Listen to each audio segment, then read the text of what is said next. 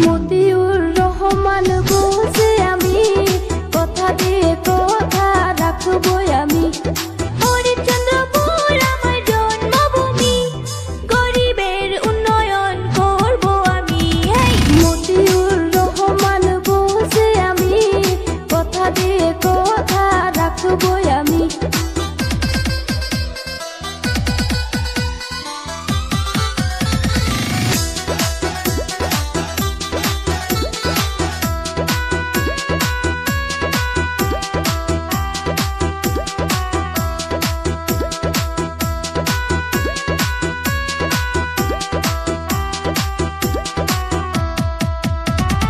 বিনামূল্য স্বাস্থ্য